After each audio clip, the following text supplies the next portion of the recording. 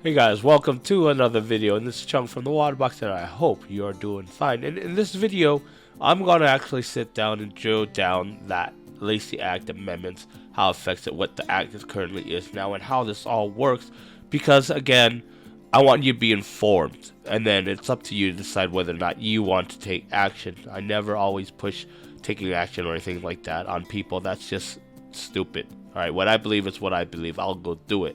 I will inform you if you want to know about it to decide if you want to go and get involved in it. What I want to do is, first of all, let's talk about what a bill is.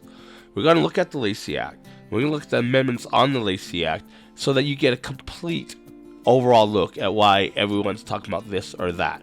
And that way you know what to do. Because, first of all, it's not as simple as just writing in your senator and say, take this out. It is. But there's also a lot more. You have to keep track of a bill, because again, I'll explain this on how a bill works. All right, so just bear with me. Grab a cup of tea, grab whatever you like to drink. It might be long, so this is probably one of those long videos that I will have make on my channel, because you just can't get away from it if you're going to dig deep. All right, so let's get to it.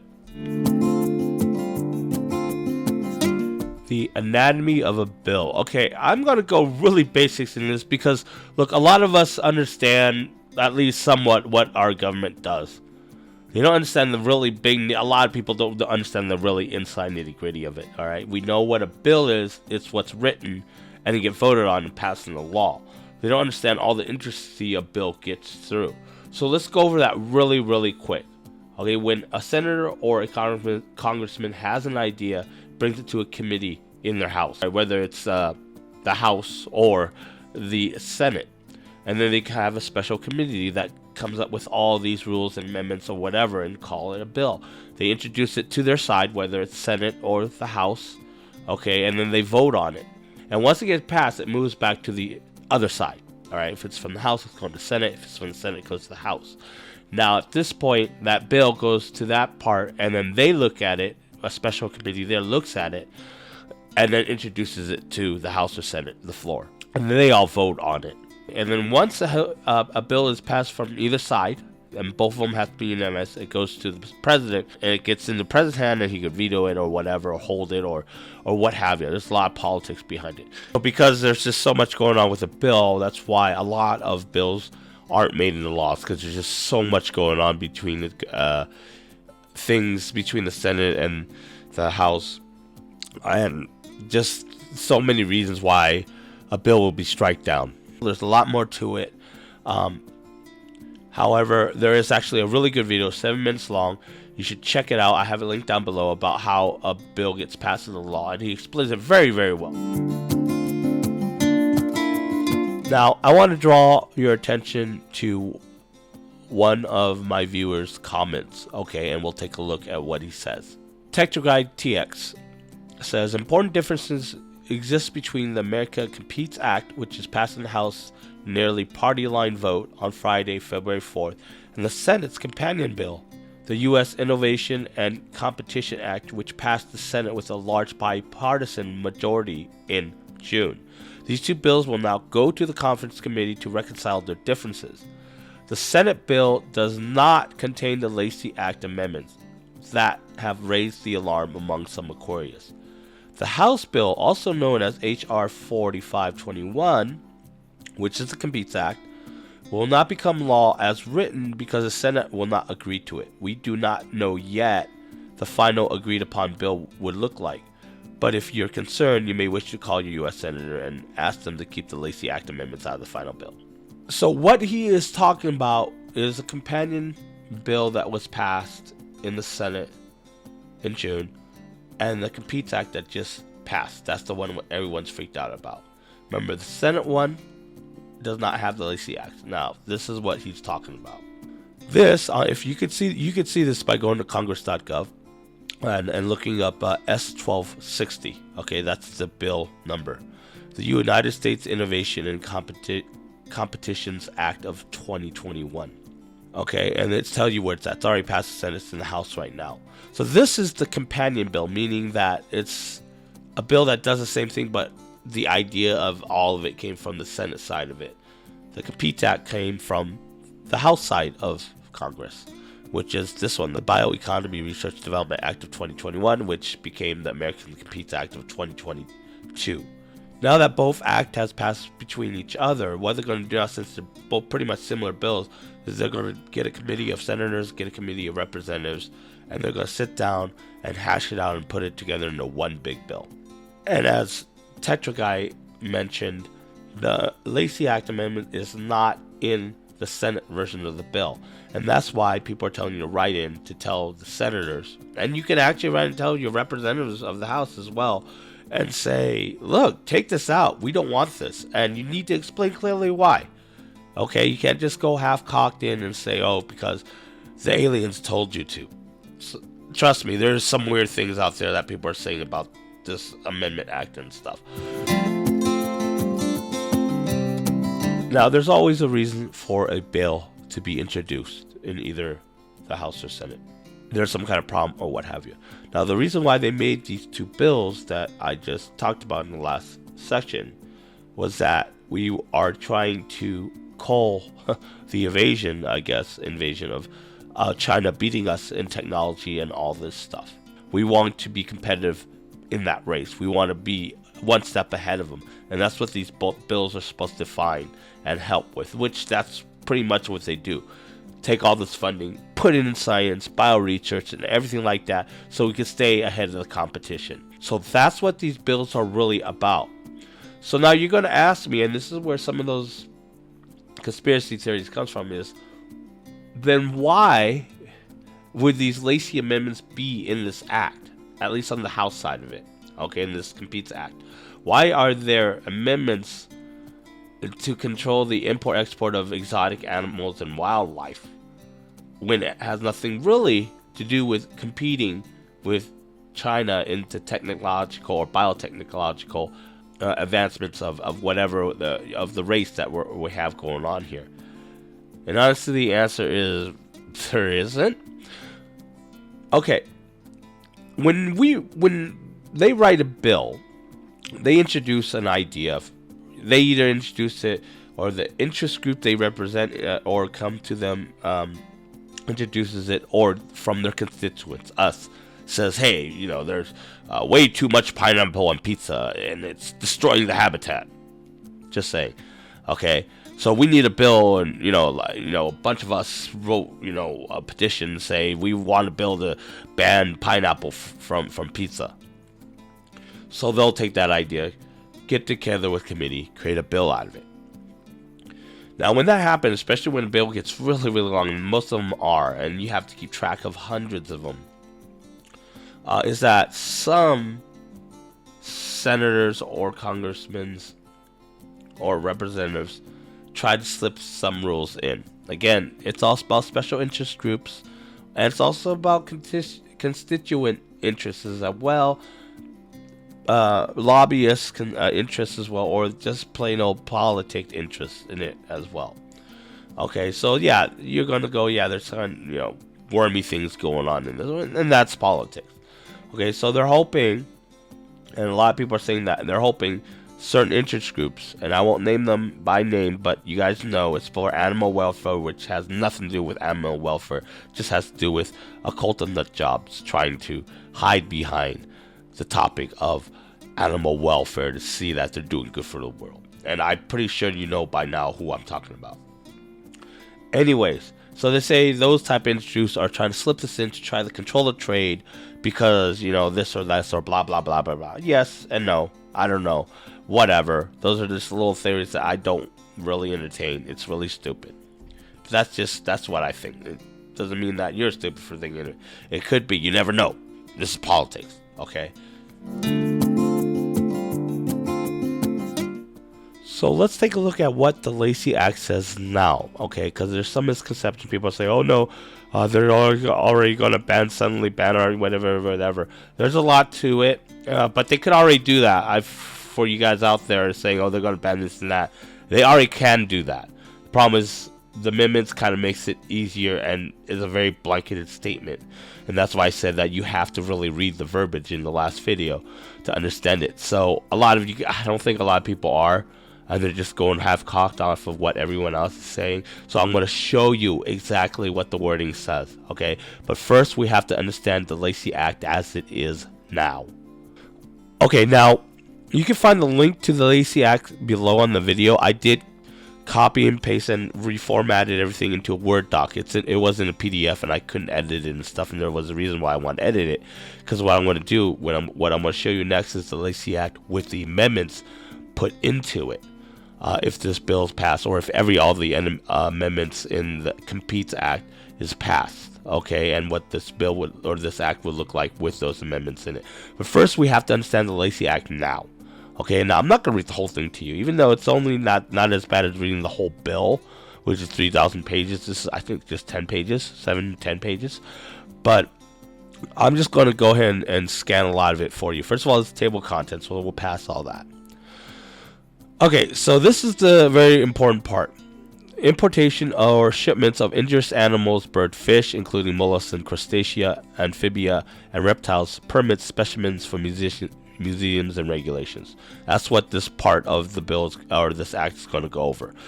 So what the act is saying now: the importation into the United States, any territory of the United States, the District of Columbia, the Commonwealth of Puerto Rico, or any possessions of the United States, or any shipment between the continental United States, District of Columbia, Hawaii, the Commonwealth of Puerto Rico, or any possessions of the United States of the mongoose of the species of Hepastilla, I can't pronounce this, Olopus, whatever, of the species of so-called flying foxes, which means they're talking about bats, okay, or fruit bats in the genus of Turpus, of the zebra mussel species Genesia polyphonia, and other species of wild animal, birds, fish, including mollusks, crustaceans, amphibians, reptile, brown tree snakes, or offspring of or eggs of any of the foregoing, which the Secretary of Interior may prescribe by regulation to be injurious to human beings, to the interests of agriculture, horticulture, forestry, or wildlife, or the wildlife resources of the United States, is hereby prohibited.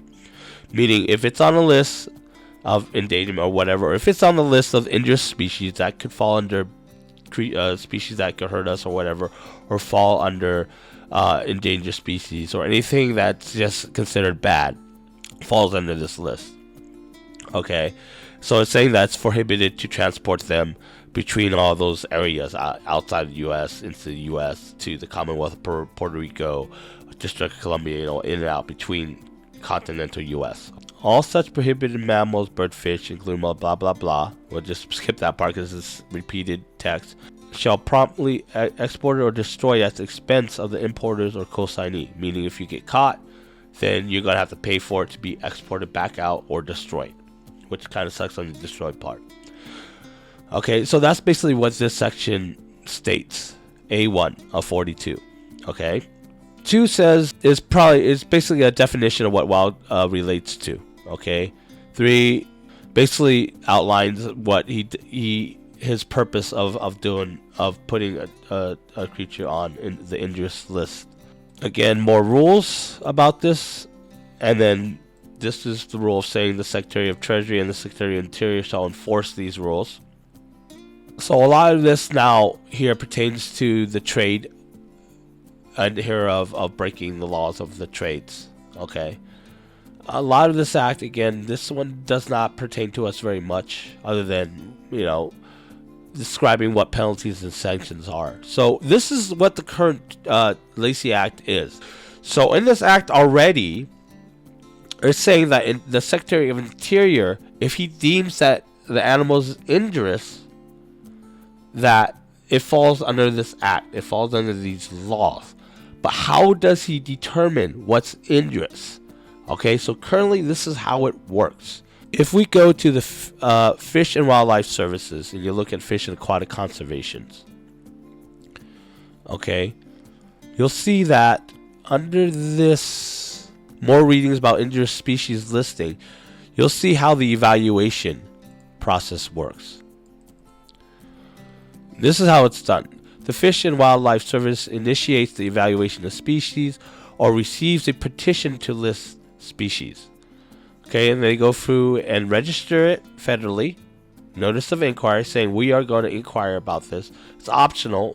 because they might, it tells you why it might be optional. Here, evaluate scientific, it might be scientific, so it might just pass that need to be registered for a notice of inquiry. Okay, and then they do their research, find no basis for further action, letter to petitioner saying that, hey, there's no further need to look at this, we think it's cool. But if not, they propose a new rule. Okay, and this new rule will say why it's being done. Okay, and this is the final rule, and adds the species to injurious wildlife list. So currently that's how it works. So you know how the process works now. Let's look at the amendments and what it does to the Lacey Act.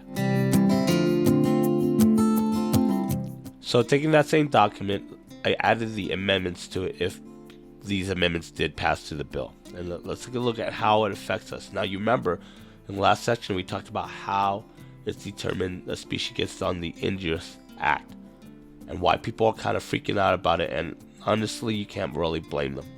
But instead of going half-cocked, you need to know this so you know how to fight it. Basically everything in red is the amendment, okay? Is the amendment added to it. Anything that's struck out means, replace the words or whatever as per the amendment. Okay? So, remember that part I said this is really to pay attention to. We're going back to this. The importation into the United States on any territory of the United States, the District of Columbia, the Commonwealth of Puerto Rico, or any possession of the United States, or any, here's a change, transports between states, the District of Columbia, the Commonwealth of Puerto Rico, or any possession of the United States. Now you see Hawaii is striked out because Hawaii falls under transport between states. Of the mongoose species, the mongoose, the bat, the other species, the crustacea, the mussels, and any wild animals, wild birds, fish, none of that's changed. All right. Transport between state is prohibited. That's already on the list, currently on the act. Okay. Now you're saying that instead of coming in from Brazil to the U.S., now I have to watch out from California to Nevada, or California to Texas, or Texas to Ohio. Okay, now it falls under that. Okay, here's another very important part. Added within here is, notwithstanding any provision of the law, the Secretary of the Interior may prescribe by regulation an emergency designation prohibiting the importation of any species of wild animals, wild birds and fish, blah blah blah, okay, as injurious to human beings, to the interests of agriculture, horticulture, forestry, or the wildlife resources of the United States for not more than 3 years under this subsection. If the Secretary of the Interior determines that such regulation is necessary to address the imminent threat to human beings, to the interests of agriculture, horticulture, blah blah blah, an emergency designation prescribed under this subsection shall take effect immediately upon publication to the Federal Register. Remember that last thing I showed you. Unless the Secretary of the Interior prescribes an effective date that is no later than 60 days from the date of publication.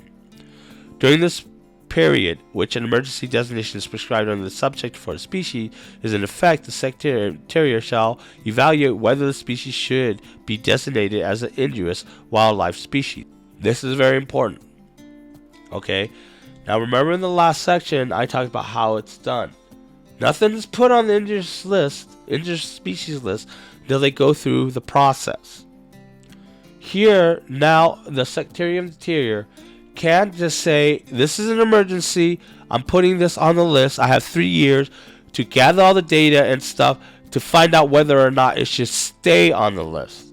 So, instead of going through the research and then deciding whether or not it should be put on the list, he now has the ability to put it on the list first and then decide whether or not it should stay on the list. That's dangerous language here, okay? Not trying to cause any panic or anything, but you are seeing it right here, right now, and I'm pointing it out to you. There's more important things to look at. Take a look. Now, if you look at the rest of it, the red part, it's just additions and subsections because of the change of what's changed up in this section here.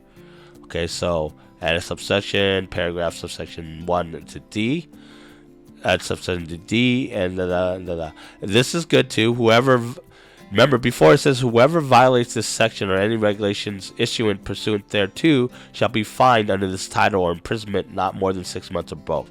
Now they added the word knowingly. That's done because now you could actually plead your case saying, hey, I didn't know that. Okay, so don't throw me in jail, Popo, right? So basically that's what it's saying, knowingly now. Important wording there. So if you ever get caught or whatever, you could try to claim ignorance or whatever. I don't know if that works or not. Get a lawyer. I'm not an attorney. All right, now here's the next important thing. Another thing that why people are really freaking out about it, and you have to understand why they are freaking out about it. I'm not telling you to go freak out about it. I want you to digest this, understand this, and then show other people this if they don't believe you or whatever, or explain why people are freaking out over this. Presumptive for probation on importation. 1. In general, importation into the United States of any species of wild animals, wild birds, fish, including mollusks and crustacea, amphibians or reptiles, or the offsprings or eggs of any such species that is not native to the United States, and, as of the date of the enactment of the American Competes Act of 2022, is not prohibited under subsection A1, is prohibited. Okay? This is the wording here that people are freaking about right now. Pets that were not, this is the blanket thing. Okay, this is the saying that instead of us trying to go out and figure out what should be on the list and what shouldn't be, we're just going to say everything is now until we determine whether or not it should be off the list. Okay, this is the blanket thing that's messing things up a lot. Not only that, but the other part, yeah, it's messing it up. But this really messes it up. Okay, once this act goes into law, suddenly everything is illegal and they decide that nothing is legal. Now, this is a panic version of me saying everything blanketed, alright? But this is what the wording is saying. Okay, this is very important. They're going to throw a blanket on it and say everything is until we say it's not. That right there destroys a lot of what's going on in the pet trade, in the pet, us keep as pet keepers. Fish, wildlife, tarantulas, whatever.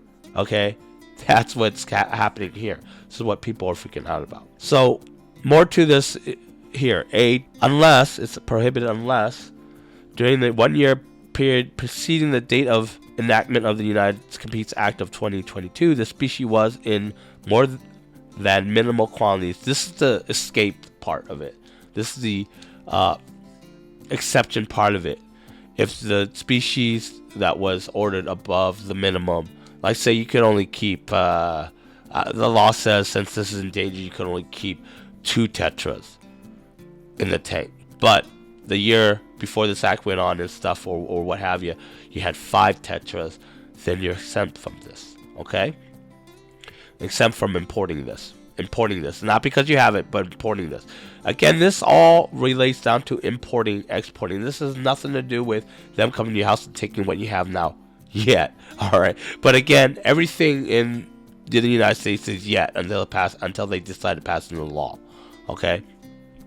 So, again, some endangered species or some species on the list, injured list, has a minimum that you can keep. Alright, so that's what they're talking about here. Alright, and then this is the other part. Well, that will affect you if you ever move or whatever.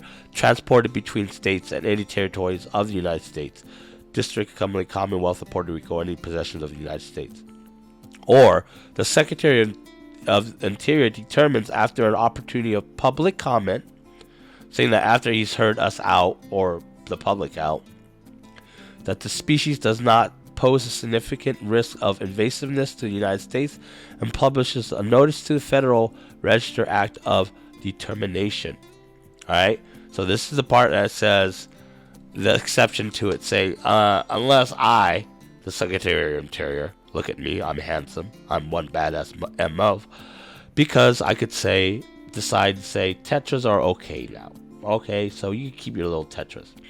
Kind of, I'm over dramatizing this here, but, you know, you get me.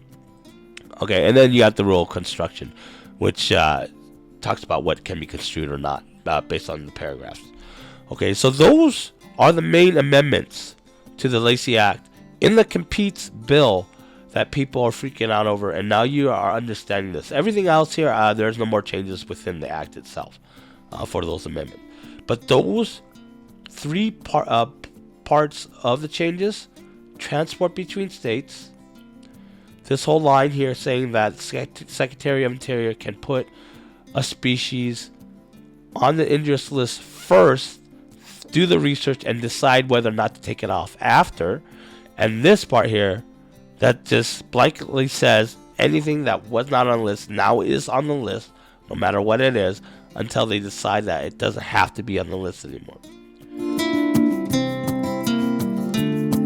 And there you have it. I laid it right there out in front of you how this bill looks like. And that's why some people are kind of, freaking out about it. That's not my way of doing it. I don't go out and freak out. Oh, I figure out what the problem is, get all the information I need to combat it. And that's how it goes. I'm not going to guilt you into doing something about it. That's really up to you. If you think that this is going to affect you in any way or affect the hobby or trade in any way that you don't like, you have the tools to go out and help fight it. Okay? And anything else you could look at on how to do it and stuff, just Google it. How to write to your senator, etc., about a bill. Okay, so don't go half cock and say, "Oh my God, you're going to kill my Fido," or whatever that means. They don't care about that. They only care about the facts. Give them the facts and say, "In this bill, you said this. My concern is this, and what it will affect and how it will affect me here." Gotta remember, your constituent. You do the voting. It does matter in most cases. But anyways, that's it for now. Remember that this is still a bill that's going on. Even though you're right, you have to keep on top of it. You want them to take these amendments out because that's usually what people are talking about right now. But once you've done that, you have to keep track of it. Make sure until it gets to the very end, until either it dies or gets passed into law, that you want to make sure that the bill is saying and representing you. That's it, guys, for now. Thank you for watching. Hit that subscribe button if you haven't subscribed, that like button if you like this, and share it if you think people need to know exactly how this all works. And that's it. I'll see you in the next video. Bye.